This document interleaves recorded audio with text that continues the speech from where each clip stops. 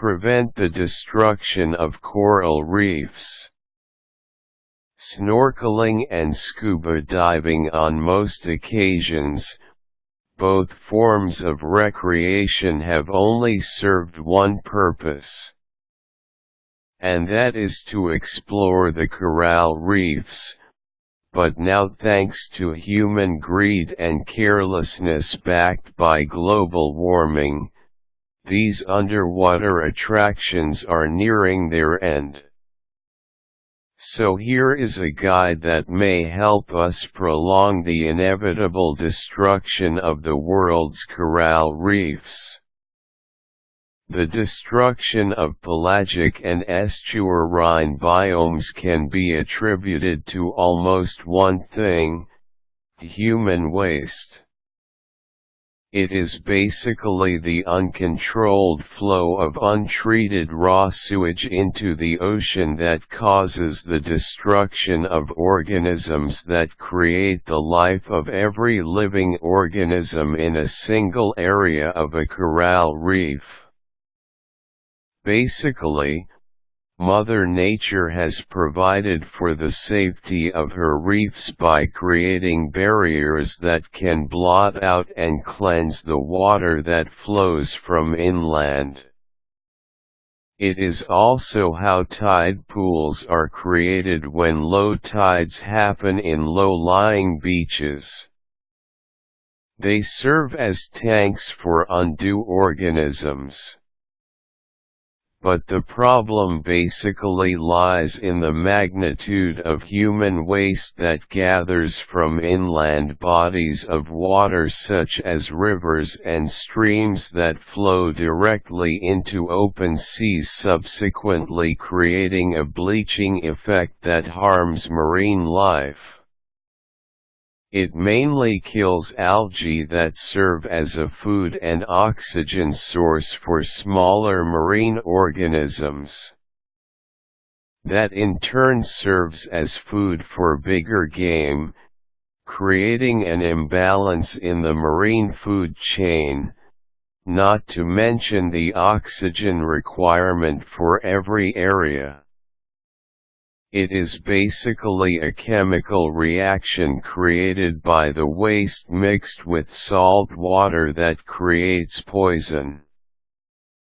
You can literally simulate this effect by pouring a bottle of vinegar into your chlorine-treated aquarium at home.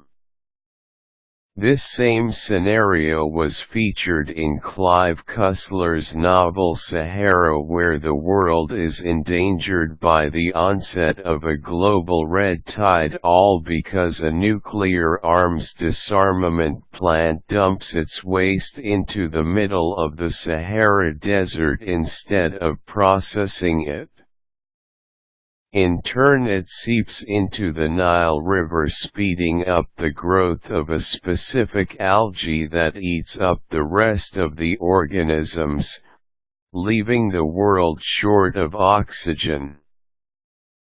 Basically, the effort in saving the coral reef is already being addressed by technologically advanced countries, such as the United States, where they create barriers and treatment plants that process raw sewage before returning it to the ocean.